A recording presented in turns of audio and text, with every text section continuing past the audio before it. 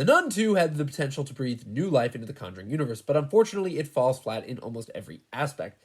As a fan of self-contained horror stories, I was excited to see how this film would continue the original tale while introducing fresh scares. However, what I got was a movie that felt embarrassingly dull and uninspired.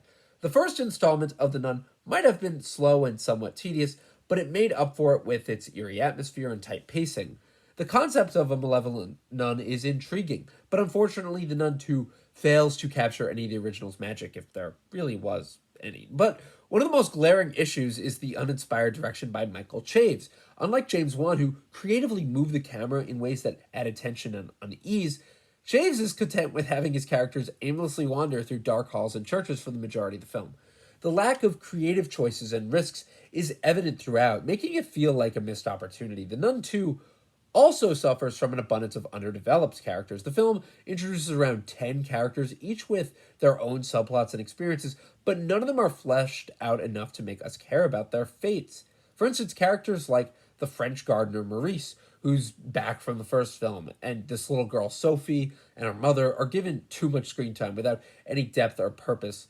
The film also attempts to make us sympathize with a group of bullies in the third act, which feels forced and inconsistent with their earlier portrayal as cartoonish villains.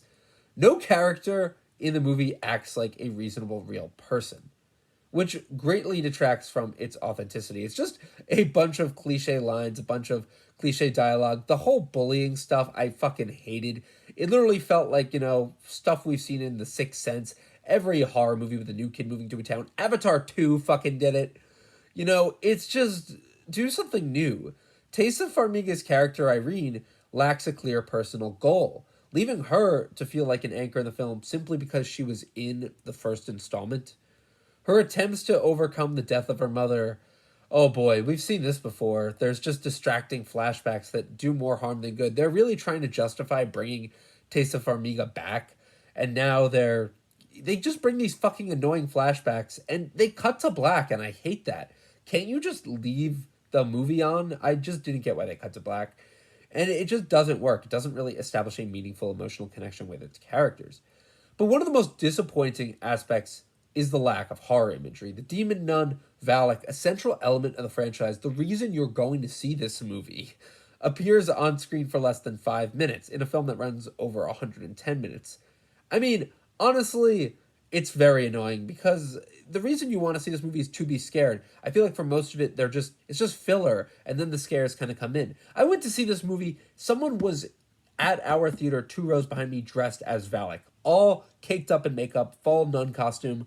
I kind of respect that. Honestly, if you're going to see this awful movie and you're dressed up, that's the best audience member there. But really, I wish there was fucking more nun in this movie. It's the whole reason we went to see it. There's 2 shots in this that actually intrigued me. The one, and they were like very close to each other. There's one where the nun is standing in a yellow wallpaper hallway, and it's just the way the camera moves is actually very unsettling, and it pans to show her in the center of the hallway. Great, creepy, but the movie has 1 minute of that, and then it turns red and it's awesome, but that's it. It's literally a tease. It's highway robbery. I hated it. But there's worse shit that happens. Storm Reed's character, Deborah, could have been given, a fascinating, unique perspective. They talk about, how her character is prejudiced against, that's why she joined the Covenant, and she's questioning her faith, her disbelief in the supernatural elements. Could have been, interesting. The whole, I don't believe in, this doesn't make sense. How could this happen?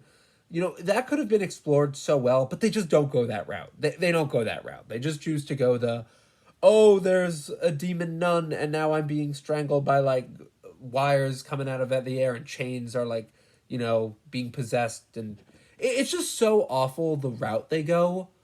And they really just should have had it could have been honestly more deeper psychological focused, and had Storm Reed's character maybe actually realize that there's more evil out there. It could have just been more psychologically impactful, more existentially terrifying. I mean, there's so much they could have done, and I just feel like they went the cheapest way possible, and I hate it. Also, it employs some of the most obnoxious horror cliches ever, such as the infamous silence, shallow focus, and sudden reveal technique, where a character's just standing there, and then there's out of focus behind them a nun, then you turn, and then nothing's there, and then all of a sudden there's a loud noise. And I just hate that. This movie does that for like an hour, and it's so bad.